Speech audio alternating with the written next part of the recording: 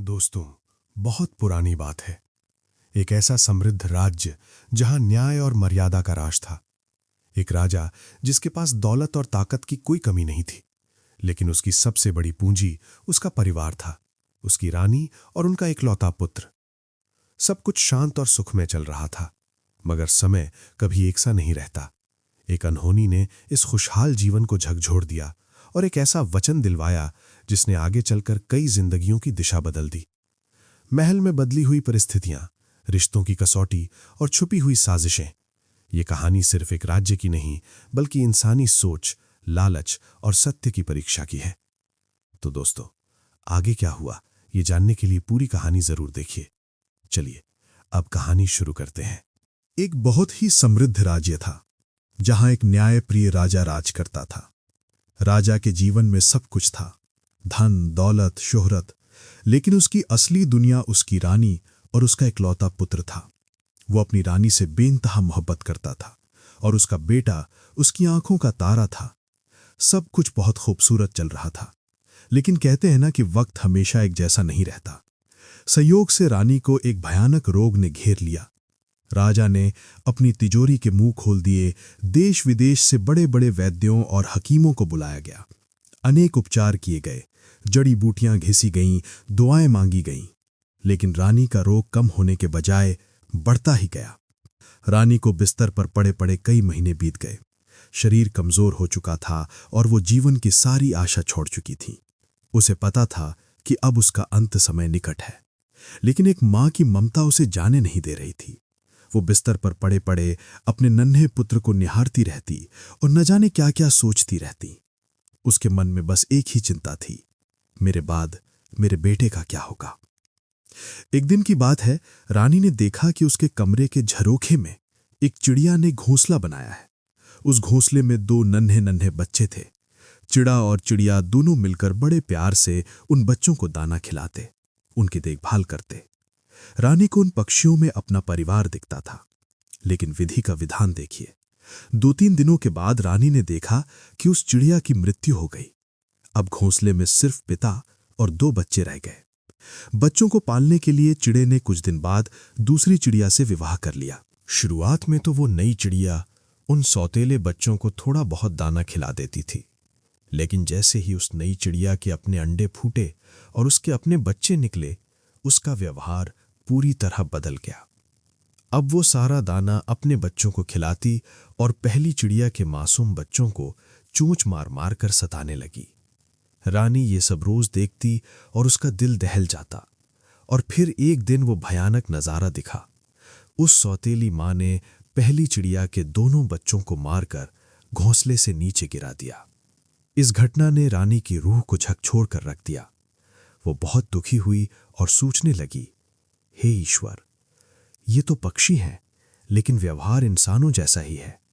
यदि मेरी मृत्यु के बाद राजा ने भी दूसरी शादी कर ली, तो वो नई रानी भी मेरे लाडले बेटे को ऐसे ही सताएगी। मेरे बच्चे का जीवन नर्क बन जाएगा। ये चिंता उसे अंदर ही अंदर खाए जा रही थी। उस शाम जब राजा रानी के कक्ष में आए, तो रानी ने उनकी आंखों में झांकते हुए कहा, महाराज, मुझे लगता है कि मेरा जीवन दीप अब किसी भी पल बुझ सकता है। मेरी सांसें अब मेरा साथ छोड़ रही हैं। मेरी एक अंतिम इच्छा है, यदि आप माने तो ही कहूं। राजा का गला रुंध गया। उन्होंने दुखी स्वर में कहा, रानी, तुम ये कैसी बातें कर रही हो? तुम जो कुछ भी कहना चाहती हो निसंकोच कहो। मैं वचन देता हूं कि तुम्हारी हर इच्छा पूरी करूंगा। रानी ने कांपते हुए हाथों से राजा का हाथ थामा और कहा, स्वामी, मेरे मरने के बाद आप दूसरी शादी न कीजिएगा, क्योंकि मुझे डर है कि नई रानी मेरे पुत्र को अपने बच्चों जैसा प्यार कभी नहीं देगी और मेरा बेटा अनाथों जैसा जीवन जिएगा। राजा, जो रानी के प्रेम में डूबा हुआ था, उसने तुरंत वचन दे दिया, मैं तुम्हें वचन देता हूं रानी, मैं कदापि दूसरी शादी नहीं करूंगा। मेरा जीवन केवल तुम्हारे और हमारे पुत्र के लिए समर्पित रहेगा। राजा का वचन पाकर रानी ने संतोष की सांस ली और कुछ समय बाद अपने प्राण त्याग दिए। किंतु दोस्तों, राजनीति और राजकाज भावनाओं से नहीं चलते, रानी की मृत्यु के पश्चात राजा कुछ समय तक तो अपनी प्रतिज्ञा पर अडिग रहा, लेकिन महल बिना रानी के सूना लगने लगा। प्रजा में असंतोष फैलने लगा कि राजा का महल वीरान है। राज्य को संभालने के लिए और भविष्य के लिए एक रानी का होना आवश्यक है। मंत्रियों और प्रजा के निरंतर अनुरोध और दबाव के आगे राजा को झुकना पड़ा। उसे न चाहते हुए भी राज्य के हित में अपनी प्रतिज्ञा तोड़नी पड़ी और दूसरी शादी करनी ही पड़ी। राजा के महल में नई रानी का आगमन हुआ। नई रानी देखने में जितनी सुंदर थी, स्वभाव की उतनी ही चतुर थी। राजा ने अपने पुत्र यानी बड़े राजकुमार को नई रानी के सुपुर्द कर दिया और सोचा कि अब उसे मां का प्यार मिल जाएगा। राजा निश्चिंत होकर राजकाज में लग गया। शुरुआत के कुछ दिन तो सब ठीक रहा। नई रानी राजकुमार की देखभाल करती रही, उसे खिलाती पिलाती रही। लेकिन असली खेल तब शुरू हुआ जब नई रानी की कोख से 2 पुत्रों ने जन्म लिया। अपने सगे बेटों के आते ही सौतेले बेटे के लिए उसका प्यार काफूर हो गया। अब उसका सारा ध्यान, सारी ममता अपने बच्चों की सेवा में लग गई। बड़ा राजकुमार अब उसे अपनी आंखों में खटकने लगा। उसे फूटी आंख नहीं सुहाता था कि बड़ा राजकुमार, जो कि राज्य का असली उत्तराधिकारी है, महल में शान से घूमता है। जब भी वो उसे देखती, उसके तन बदन में आग लग जाती। मेरे बेटे सेवक बनकर रहेंगे और ये राजा बनेगा। ये ईर्ष्या उसे चैन से जीने नहीं दे रही थी। ये बात नई रानी के लिए असहनीय हो गई थी। आखिरकार एक दिन उसने एक खौफनाक साजिश रची। बड़े राजकुमार को अपने रास्ते से हमेशा के लिए हटाने के लिए उसने बीमारी का ढोंग रचा। वो अपने कक्ष में गई और जोर जोर से कराहना शुरू कर दिया, मानो उसे कोई जानलेवा दर्द हो रहा हो।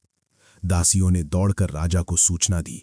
राजा, जो पहले ही अपनी पहली रानी को खो चुका था, घबराया हुआ दौड़ा दौड़ा महल में आया। रानी को दर्द से तड़पते देख उसने तुरंत राजवैद्य को बुलाने का आदेश दिया, परंतु रानी ने वैद्य को आने से रोक दिया और कराहते हुए बोली, नहीं महाराज, मेरा रोग साधारण जड़ी बूटियों या राजवैद्य की दवाओं से ठीक नहीं होगा। मेरे कलेजे में बहुत पीड़ा हो रही है। ऐसा लगता है जैसे प्राण निकल जाएंगे। मैं तभी बचूंगी जब बड़े राजकुमार का कलेजा निकालकर मेरे कलेजे पर रखा जाएगा। इसके अलावा मेरा कोई इलाज नहीं है। बेचारे राजा ये सुनकर सन्न रह गए।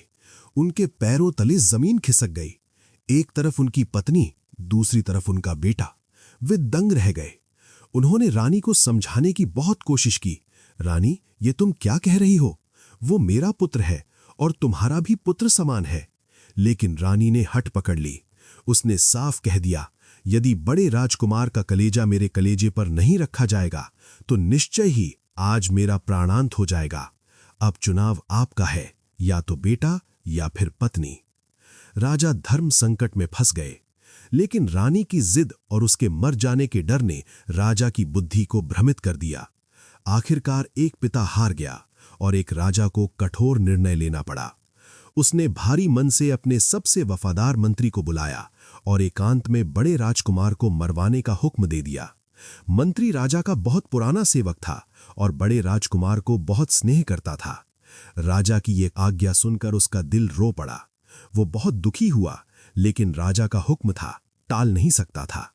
मंत्री ने प्रकट में तो बड़े राजकुमार को जल्लाद के हवाले कर दिया और कहा कि इसे जंगल ले जाकर इसका काम तमाम कर दो।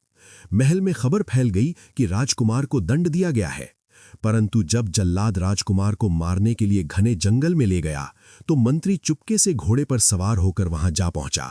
उसने जल्लाद को रोका। मंत्री ने जल्लाद को अच्छी तरह समझाया बुझाया और कुछ स्वर्ण मुद्राएं दी। उसने राजकुमार को बचाया और उसे अपने घर के एक गुप्त हिस्से में ले जाकर छिपा दिया। राजकुमार के बदले में मंत्री ने किसी जानवर का कलेजा निकलवाया और उसे जल्लाद के हाथों रानी के पास भिजवा दिया। उधर महल में जब रानी के पास कलेजा पहुंचा तो उसकी खुशी का ठिकाना न रहा। उसने मन ही मन सोचा, चलो कांटा निकला, अब केवल मेरे ही दोनों पुत्र इस विशाल राज्य के उत्तराधिकारी होंगे। वह तुरंत ठीक हो गई और राजा को लगा कि सच में उस उपाय ने काम किया। वक्त का पहिया घूमता रहा। कुछ साल बीत गए। बड़ा राजकुमार चुपके चुपके मंत्री के घर में पलने लगा। मंत्री उसे अपने सगे पुत्र से भी अधिक स्नेह करता था।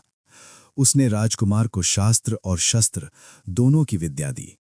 उधर महल में नई रानी के दोनों राजकुमार भी बड़े हो गए थे, लेकिन वे बड़े राजकुमार जितने गुणवान नहीं थे। एक रात की बात है, राजा अपने शयन कक्ष में सो रहे थे कि उन्होंने एक विचित्र स्वप्न देखा। सुबह जब राजा की आंखें खुलीं तो वह स्वप्न उनके दिमाग से निकल ही नहीं रहा था। वे बड़े परेशान हुए और मन ही मन में निश्चय किया कि स्वप्न में जो अद्भुत वस्तु मुझे दिखाई दी है, उसे प्राप्त करने के लिए मैं हर संभव प्रयत्न करूंगा, चाहे जो हो जाए। राजा ने उसी वक्त मंत्री को बुलाकर आदेश दिया, मंत्री जी, आज दरबार को विशेष रूप से सजाया जाए। सभी प्रमुख कर्मचारियों, सामंतों के अतिरिक्त आज प्रजा और मेरे दोनों पुत्रों को भी दरबार में उपस्थित होने की आज्ञा दे दो। मुझे आज एक अत्यंत जरूरी घोषणा करनी है। राजा की आज्ञानुसार दरबार को दुल्हन की तरह सजाया गया। हजारों की भीड़ उमड़ पड़ी। सभी मंत्रीगण, प्रजाजन और नई रानी के दोनों राजकुमार भी दरबार में उपस्थित हुए। राजा ने अपने सिंहासन से खड़े होकर घोषणा की, मेरे प्यारे देशवासियों और मेरे पुत्रों, मैंने बीती रात स्वप्न में एक पिंजरा देखा है। वो कोई साधारण पिंजरा नहीं था। उस पिंजरे के भीतर संसार की सभी दुर्लभ और आकर्षक वस्तुएं दिखाई देती थीं। उसका नाम है स्वप्न घोर पिंजरा। मेरी इच्छा है कि वो पिंजरा मेरे पास हो। जो कोई भी उस स्वप्न घोर पिंजरा को ढूंढकर मेरे सामने उपस्थित करेगा, उसे मैं अपना आधा राज्य पुरस्कार में दे दूंगा। इसके बाद राजा ने एक सोने की थाली में रखे हुए पान की बीड़े की ओर संकेत किया और कहा, जो वीर इस कार्य का साहस रखता हो, वो आगे बढ़कर ये पान का बीड़ा उठा ले। दरबार में सन्नाटा छा गया। हजारों लोग बैठे थे, बड़े बड़े योद्धा थे, लेकिन किसी ने भी पान का बीड़ा उठाने की हिम्मत नहीं की। किसी ने उस पिंजरे का नाम तक नहीं सुना था, लाना तो दूर की बात थी। उस दिन काफी देर तक दरबार लगा रहा, लेकिन बीड़ा उठाने कोई नहीं आया। निराश होकर राजा ने दूसरे दिन फिर सभी को दरबार में हाजिर होने को कहा। दरबार समाप्त होने पर मंत्री जब अपने घर गया तो बड़ा राजकुमार, जो अब एक नौजवान युवक बन चुका था, ने पूछा, काका, प्रतिदिन तो आप इससे बहुत पहले घर आ जाते थे, आज इतनी देर कहाँ लगा दी? क्या महल में सब कुशल है? मंत्री ने बात टालने की कोशिश की। बेटा, ये सब राजकाज की बातें हैं, उलझी हुई पहेलियां हैं, तुम्हें इन बातों से क्या मतलब? तुम अपना भोजन करो।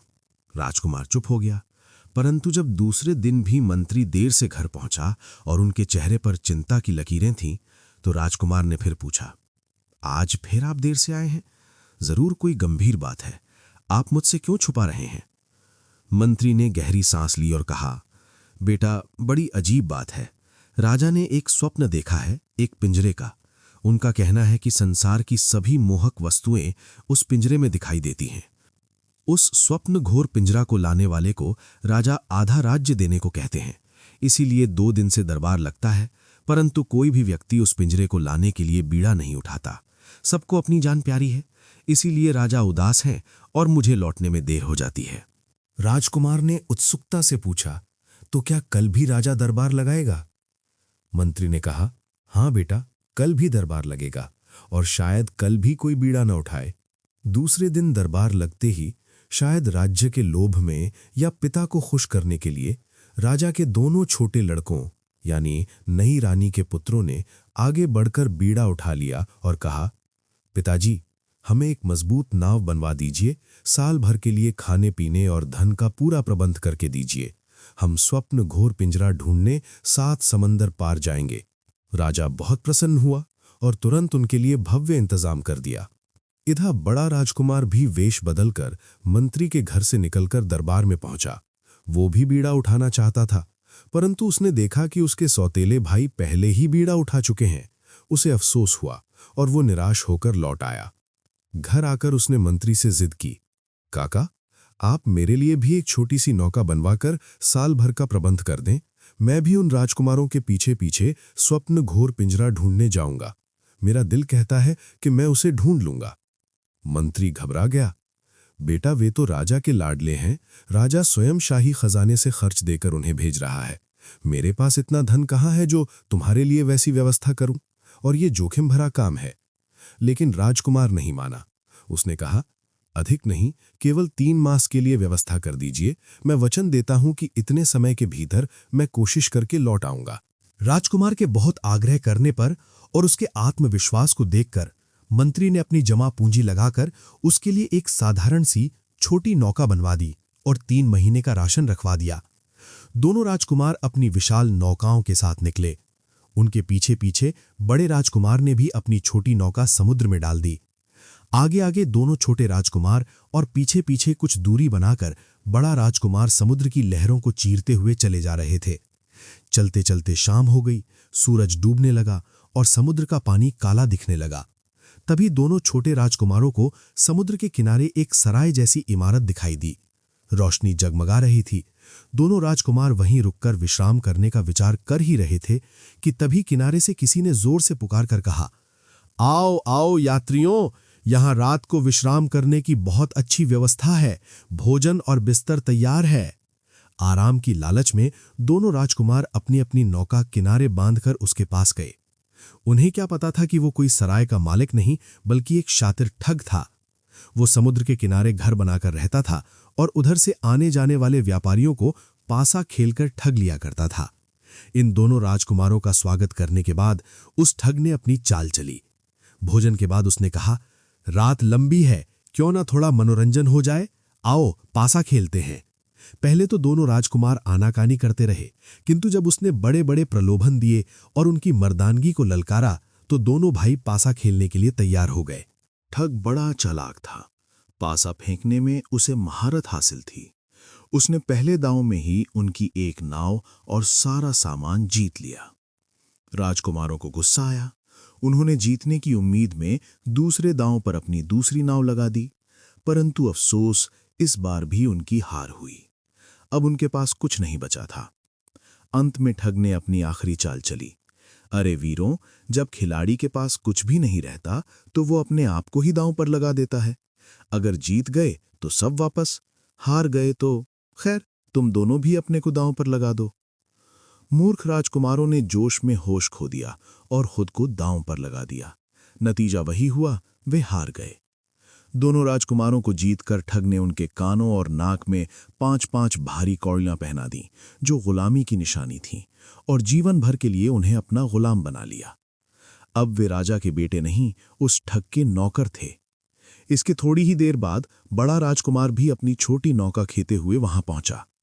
अंधेरा हो चुका था। उसी समय ठग ने फिर वही जाल फेंका और पुकार कर कहा, आओ आओ, यहां रात्रि में विश्राम करने के लिए बड़ी अच्छी व्यवस्था है। बड़े राजकुमार ने भी नौका किनारे से बांध दी। वो धीरे धीरे चलकर जब ठग के पास पहुंचा तो ठग ने उसे भी ऊपर से नीचे तक देखा और कहा, अकेले हो मुसाफिर, रात भर क्या करोगे, आओ पासा ही खेले। बड़ा राजकुमार समझदार था। उसने सराय में सन्नाटा और तनाव महसूस किया। उसने भाप लिया कि यहां कुछ गड़बड़ है। उसने कहा, हाँ हाँ जरूर पासा खेलेंगे, पर जरा मैं अपनी नौका ठीक से बांधाऊं। नौकाओं का बहाना बनाकर बड़ा राजकुमार कुछ देर तक वहां की दशा का पूरा अध्ययन करता रहा। उसने छिप कर देखा कि उसके दोनों भाई गुलामों की तरह काम कर रहे हैं। उसे सारी बात समझ में आ गई।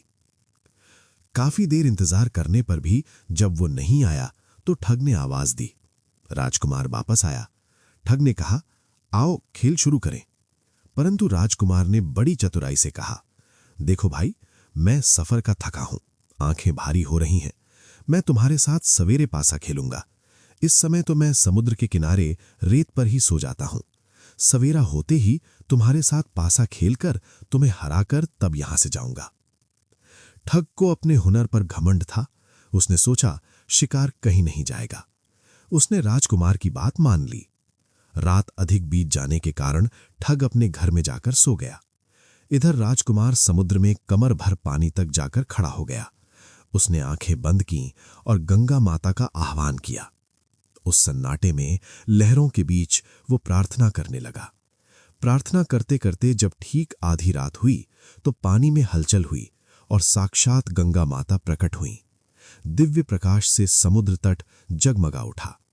राजकुमार ने हाथ जोड़कर कहा, मां, मैं भारी संकट में हूं। मेरे 2 भाइयों को इस दुष्ट ठग ने पासे में जीतकर अपना गुलाम बना लिया है। अब मुझे भी जीतकर वो मेरा जीवन बर्बाद करना चाहता है। मेरा उद्देश्य पवित्र है, मैं अपने पिता के लिए जा रहा हूं।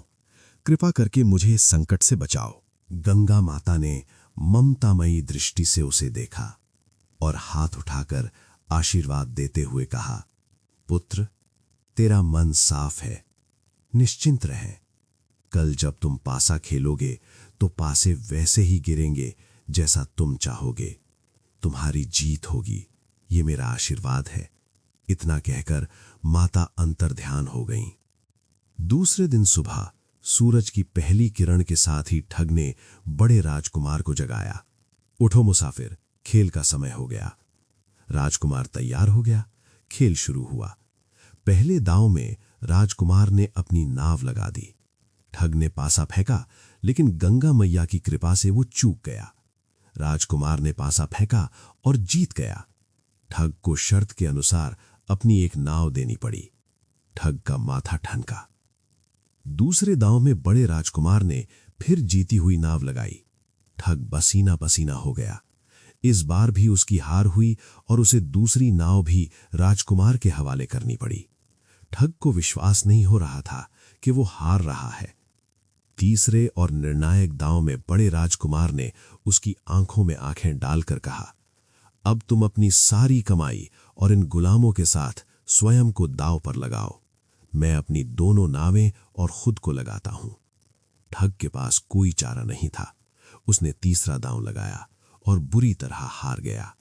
अब वो ठग राजकुमार का गुलाम था।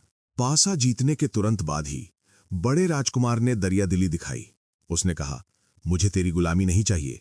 अपने घर की चाबी मुझे दे और यहां से चला जा। मैं तुम्हें आजाद करता हूं, किंतु याद रखना, आज से ऐसा बुरा कर्म मत करना। ठग अपनी जान बचाकर वहां से भागा। राजकुमार ने उसके मकान का ताला खोला। अंदर का दृश्य देखकर वो दंग रह गया। वहां उसके दोनों भाइयों की तरह 50 लोग नाक कान में कौड़ियां पहने जंजीरों में जकड़े घूम रहे थे। राजकुमार ने उन सबको मुक्त कराया। उसने अपने दोनों सौतेले भाइयों को भी आजाद किया। उनके नाक कान की कौड़ियों को निकालकर एक थैले में रख लिया। भाइयों को मुक्त कराकर बड़े राजकुमार ने कहा, देखो, ये ठग का घर धन दौलत से भरा पड़ा है। तुम दोनों चाहो तो ये सारा माल अपनी नाव पर लादकर ले जा सकते हो और घर लौट सकते हो। परंतु दोनों राजकुमार, जो अभी अभी गुलामी से छूटे थे, बोले, भैया, हमें इस धन की क्या जरूरत? हम तो राजा के लड़के हैं। हम पिता के लिए स्वप्न घोर पिंजवा ढूंढने जा रहे हैं। वही हमारे लिए सबसे बड़ा धन है।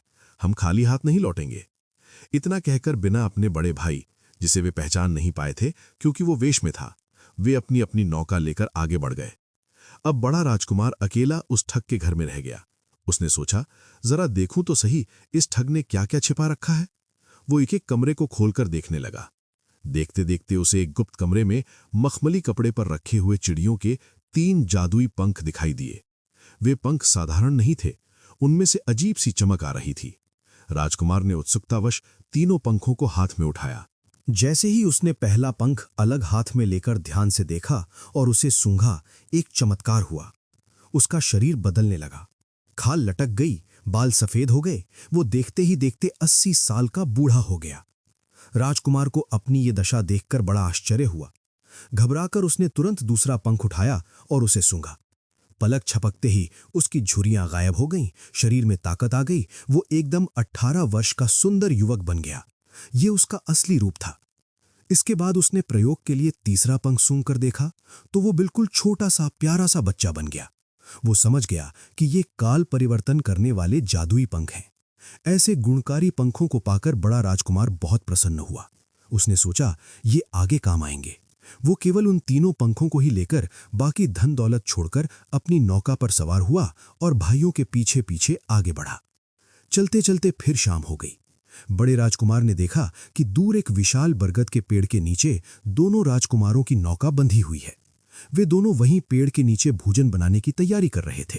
बड़ा राजकुमार भी चुपचाप वहां पहुंचा और थोड़ी दूर पर उसी पेड़ के नीचे रात बिताने का निश्चय किया।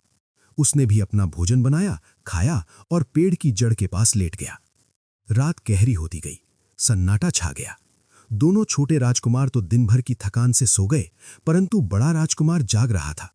उसके मन में स्वप्न घोर पिंजरा की चिंता थी। जब आधी रात का समय हुआ तो अचानक हवाओं में सरसराहट हुई। उस विशाल वृक्ष के ऊपर से 2 दिव्य पक्षी स्वयं विधि यानी भाग्य और विधाता यानी निर्माता उड़ते हुए गुजर रहे थे।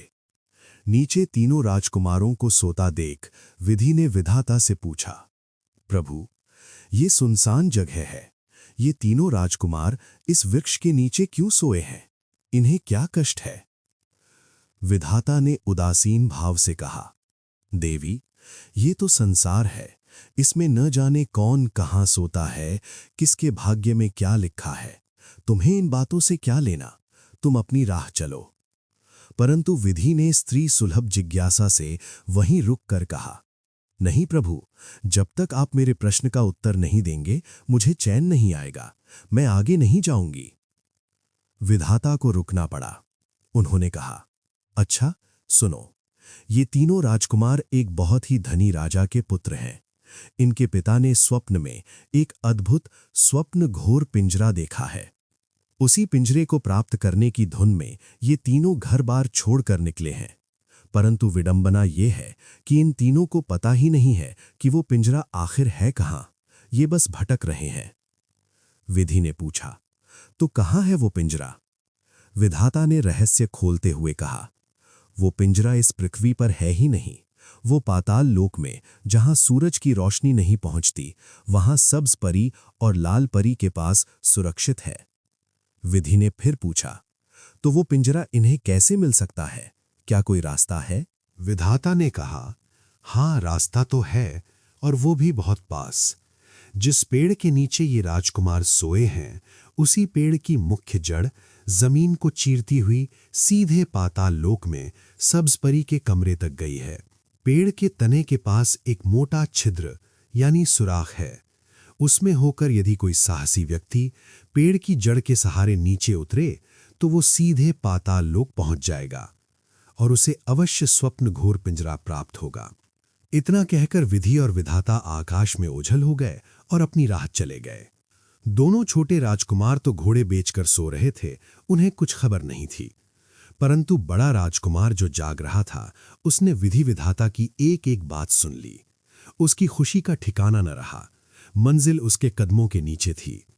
प्रातः होते ही बड़े राजकुमार ने अपने भाइयों को जगाया और कहा, भाइयों जागो, तुम दोनों जिस वस्तु की तलाश में दुनिया छान रहे हो, वो तो इसी पेड़ के नीचे पाताल लोक में है।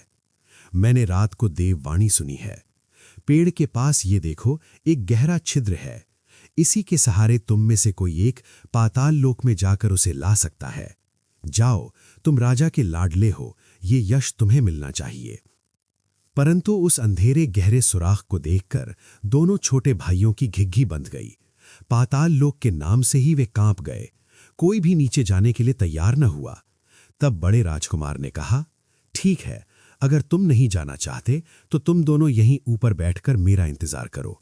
मैं पाताल लोक में जाता हूं और स्वप्न घोर पिंजरा लेकर आता हूं। इतना कहकर अपनी जान की परवाह किए बिना बड़ा राजकुमार उस अंधेरे छिद्र में घुस गया। वो पेड़ की मोटी जड़ को पकड़कर धीरे धीरे नीचे उतरने लगा। घंटों तक उतरने के बाद अंततः उसके पैर जमीन पर लगे। वो पाताल लोक में था। वो सीधा सब्ज परी के भव्य महल के शयन कक्ष में जा पहुंचा। सब्ज परी उस समय अपनी मखमली सेज पर सो रही थी। उसका रूप ऐसा था कि चांद भी शर्मा जाए। राजकुमार कमरे में पहुंचते ही इधर उधर चौकन्ना होकर देखने लगा। उसने परी के पलंग के पास एक सोने की थाल में सिंदूर की डिब्बी और पान का बीड़ा रखा हुआ देखा। इनके साथ ही थाल में एक पत्र भी रखा हुआ था। राजकुमार ने पत्र उठाया और पढ़ा। उसमें लिखा था, जो वीर पुरुष सबसे पहले इस कमरे में जीवित प्रवेश करेगा वही मेरा पति होगा। उसे चाहिए कि थाल का पान खाकर मेरी मांग में सिंदूर भर दे। मैं उसी क्षण उसकी पत्नी बन जाऊंगी। बड़े राजकुमार ने बिना समय गवाए वैसा ही किया। उसने पान खाया और सोती हुई परी की मांग में चुटकी भर सिंदूर भर दिया। मांग में सिंदूर पड़ते ही सब्ज परी की नींद टूट गई। उसने सामने एक सुंदर तेजस्वी युवक को देखा। उसने राजकुमार के चरण स्पर्श किए और अपनी सेवा में लग गई। कुछ देर विश्राम करने और भोजन करने के बाद राजकुमार ने अपने आने का प्रयोजन बताया। उसने पूछा, प्रिय, क्या तुम जानती हो कि स्वप्न घोर पिंजरा कहाँ है?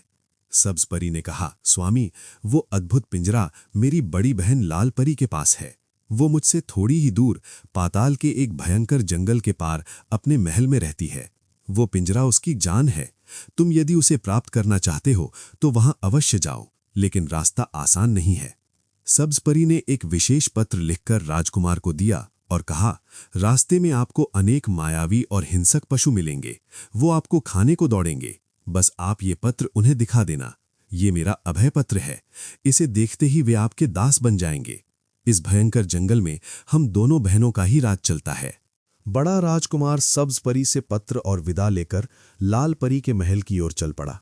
जैसा परी ने कहा था वैसा ही हुआ। वह थोड़ी ही दूर गया था कि जंगल दहल उठा। शेर, चीते और अजीबोगरीब राक्षस मुंह फैलाकर उसे खाने दौड़े।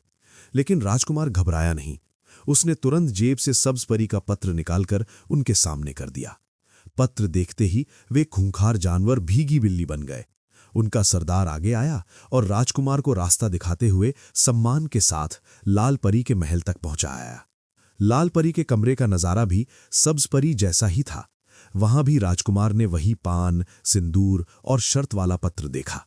राजकुमार ने पत्र पढ़ा, मुस्कुराया और पान खाकर सोती हुई लाल परी की मांग में भी सिंदूर भर दिया।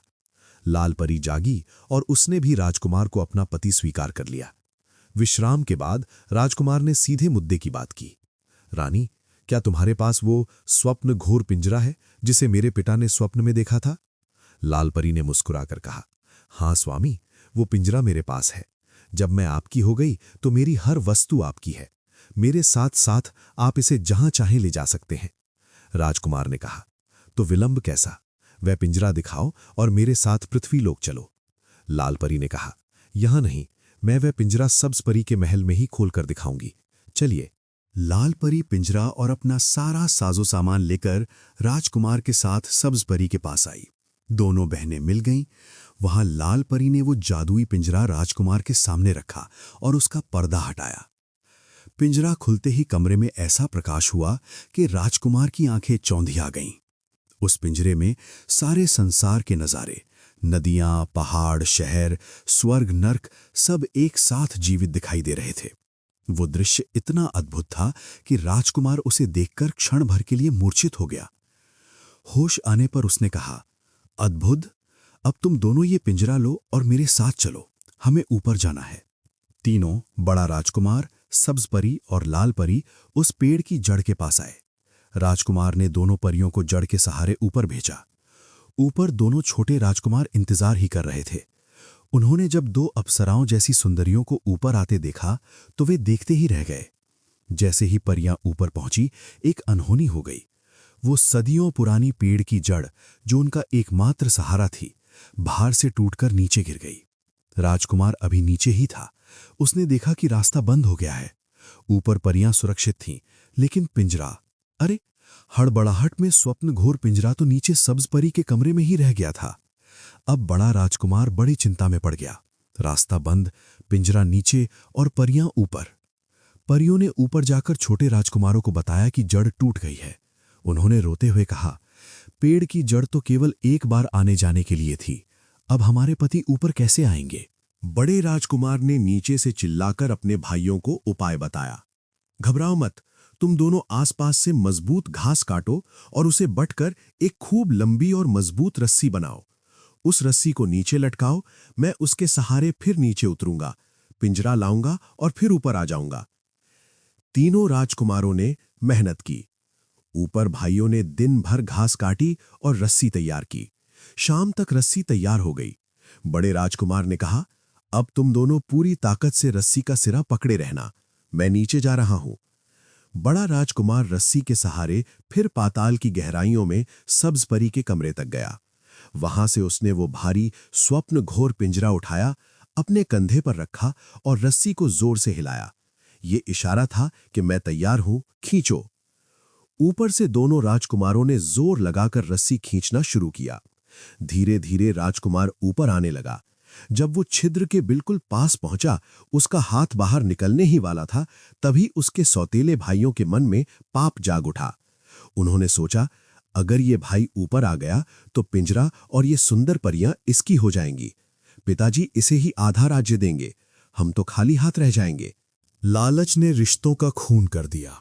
जैसे ही बड़ा राजकुमार किनारे पर पहुंचा, दोनों छोटे राजकुमारों ने कहा, भैया ये पिंजरा बहुत भारी है, पहले पिंजरा हमें पकड़ा दो, फिर तुम आराम से ऊपर आ जाना। भोले और नेकदिल बड़े राजकुमार को अपने भाइयों की चाल का अंदाजा नहीं हुआ। उसने भारी पिंजरा उनके हाथों में सौंप दिया। पिंजरा हाथ में आते ही दोनों दुष्ट भाइयों ने एक दूसरे को देखा और झट से तलवार निकालकर रस्सी काट दी। एक चीख गूंजी और बड़ा राजकुमार पाताल लोक के गहरे अंधेरे में गिरता चला गया। धड़ाम से वो नीचे गिरा। इधर ऊपर दोनों राजकुमारों ने परियों को डराया धमकाया, पिंजरा उठाया और अपनी जीत का जश्न मनाते हुए राजमहल की ओर चल पड़े। बेचारा बड़ा राजकुमार पाताल लोक में, जहां कोई उम्मीद की किरण नहीं थी, वो एक जल के किनारे बैठा बैठा अपने फूटे भाग्य पर रो रहा था। शरीर चोटिल था, मन छलनी था। मैंने जिनके लिए जान जोखिम में डाली, उन्होंने ही मुझे मौत के मुंह में धकेल दिया। अब मैं इस पाताल से बाहर कैसे जाऊंगा? वो फूट फूट कर रोने लगा। उसका करुण रुदन सुनकर जल में हलचल हुई। एक पीला मोटा मेंढक पानी से बाहर निकल कर आया। उसने इंसानी बोली में पूछा, क्या बात है परदेशी भाई, तुम इस तरह रो क्यों रहे हो? तुम्हारी पीड़ा मुझसे देखी नहीं जाती। राजकुमार ने मेंढक को अपनी पूरी व्यथा कह सुनाई। मेंढक का दिल पसीज गया।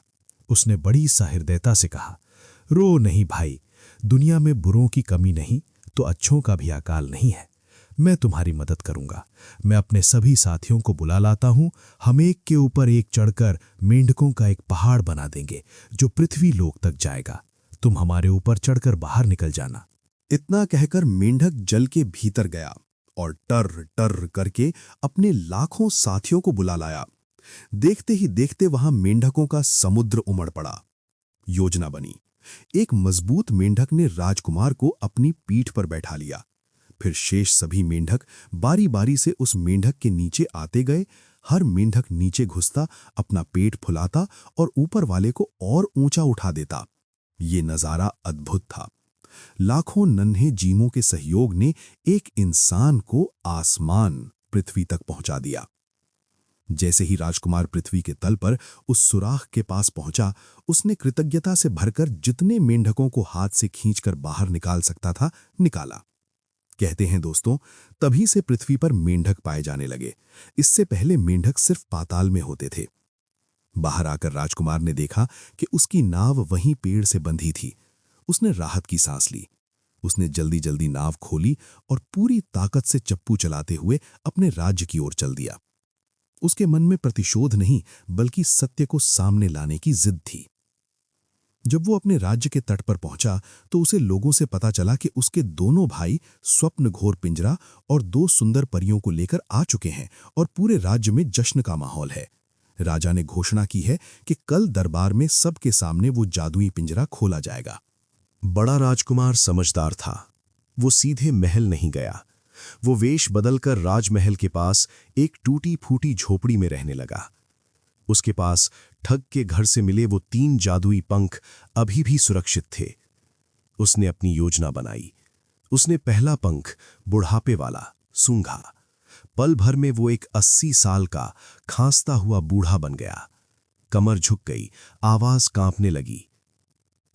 अगले दिन दरबार सजा। राजा, मंत्री और सारी प्रजा स्वप्न घोर पिंजरा देखने के लिए आंखें बिछाए बैठे थे। राजा ने गर्व से अपने दोनों छोटे पुत्रों को आदेश दिया, पुत्रों, वो पिंजरा पेश करो और दुनिया को दिखाओ कि तुमने क्या हासिल किया है। दोनों राजकुमार सीना तानकर पिंजरा लेकर आगे बढ़े।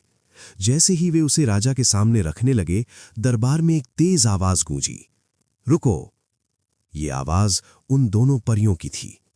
परियों ने आगे बढ़कर कहा, महाराज, ये पिंजरा इन धोखेबाजों का नहीं है और न ही हम इनकी पत्नियां हैं। ये पिंजरा हमें और हमारे स्वामी को मिला था। राजा और पूरी सभा सन्न रह गई। राजा ने पूछा, ये तुम क्या कह रही हो? अगर ये तुम्हारे पति नहीं है तो तुम्हारा पति कौन है और वो कहां है? परियों ने क्रोध और दुख के साथ कहा, हमारा पति वो वीर है जिसने अपनी जान पर खेलकर पाताल लोक से ये पिंजरा प्राप्त किया, लेकिन इन दोनों कायरों ने उसे धोखा दिया, रस्सी काट दी और उसे पाताल में मरने के लिए छोड़ दिया। हमें जबरदस्ती यहां लाया गया है। दोनों छोटे राजकुमार घबरा गए, पसीना छूटने लगा।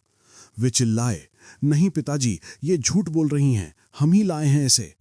परियों ने चुनौती दी, अगर तुम लाए हो तो बताओ पाताल लोक का रास्ता कैसा था, वहां क्या मुसीबतें आईं, तुमने पिंजरा कैसे हासिल किया। दोनों राजकुमार चुप, उन्हें तो कुछ पता ही नहीं था, वे तो ऊपर बैठे थे। उनकी चुप्पी ने राजा को संदेह में डाल दिया। राजा ने परियों से पूछा, तो तुम्हारे असली पति का पता कैसे चलेगा? परियों ने कहा, महाराज, जो व्यक्ति पाताल लोक की एक एक घटना का सच सच वर्णन कर दे और पिंजरा लाने की पूरी कहानी सुना दे, वही हमारा पति है। आप राज्य में ढिंडोरा पिटवा दीजिए। राजा ने ऐसा ही किया। पूरे राज्य में मुनादी कराई गई। शाम को सिपाही उस झोपड़ी के पास से गुजरे जहां बड़ा राजकुमार बूढ़े के वेश में था। उसने सिपाही को बुलाया और कांपते हुए बोला, बेटा, मैंने सुना है राजा को कहानी सुनने का शौक है। मैं पिंजरे की थोड़ी कहानी जानता हूं, क्या मुझे दरबार ले चलोगे? सिपाही उसे दरबार ले गया। राजा ने बूढ़े को देखा और कहा, सुनाओ बड़े मियाँ, क्या जानते हो? बूढ़े राजकुमार ने बोलना शुरू किया, महाराज, मैं बस इतना जानता हूं कि एक बरगद के पेड़ पर विधि और विधाता बातें कर रहे थे। उनकी बातें एक राजकुमार ने सुनी। वो पेड़ की जड़ के रास्ते पाताल गया। वहां उसे पहले सब्ज परी मिली। उसने पान खाया, सिंदूर भरा और परी उसकी हो गई। बस इसके आगे मेरी याददाश्त साथ नहीं देती। परियां आपस में फुसफुसाईं, बात तो सच है, पर यह बूढ़ा हमारा पति कैसे हो सकता है? राजा ने पूछा, क्या ये सच है? परियों ने कहा, कहानी सच है, पर यह आदमी गलत है। राजा ने बूढ़े को इनाम देकर भेज दिया। राजकुमार झोपड़ी में लौटा। अब उसने दूसरा पंख, बचपन वाला सूंघा। वो एक नन्हा बालक बन गया।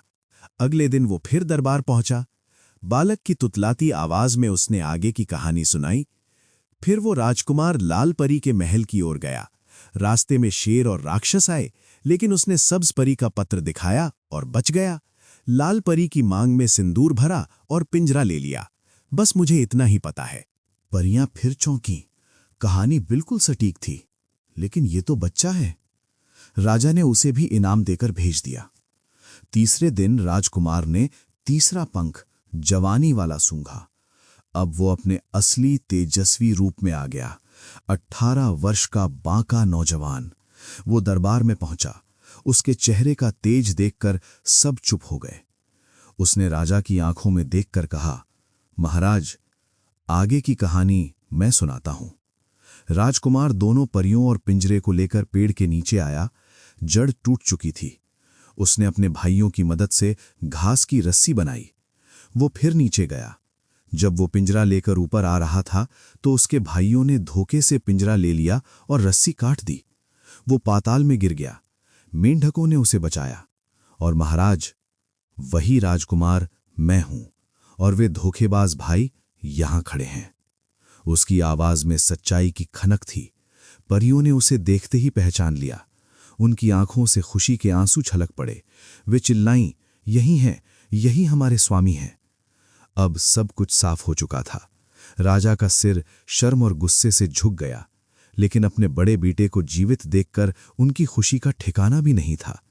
बड़े राजकुमार ने अपनी पहचान बताई और मंत्री का भी धन्यवाद किया। राजा ने तुरंत न्याय किया। दोनों कपटी राजकुमारों को दंड दिया गया और अपनी प्रतिज्ञा के अनुसार और बड़े राजकुमार की वीरता से प्रसन्न होकर राजा ने उसे तुरंत आधा राज्य सौंप दिया। राजकुमार का विवाह दोनों परियों से धूमधाम से हुआ। तो दोस्तों, ये थी वो कहानी जो हमें सिखाती है कि सत्य परेशान हो सकता है, लेकिन पराजित नहीं। बुराई चाहे कितनी भी चालाकी कर ले, जीत अंत में अच्छाई और साहस की ही होती है। कहानी सुनने के लिए आपका धन्यवाद। अगर आपको ये कहानी अच्छी लगी हो तो वीडियो को लाइक जरूर करें, अपने विचार कमेंट में साझा करें और ऐसी ही भावनात्मक और प्रेरणादायक कहानियों के लिए चैनल को सब्सक्राइब करना ना भूलें। मैं आपसे फिर मिलूंगा एक नई कहानी के साथ। तब तक के लिए धन्यवाद और नमस्कार।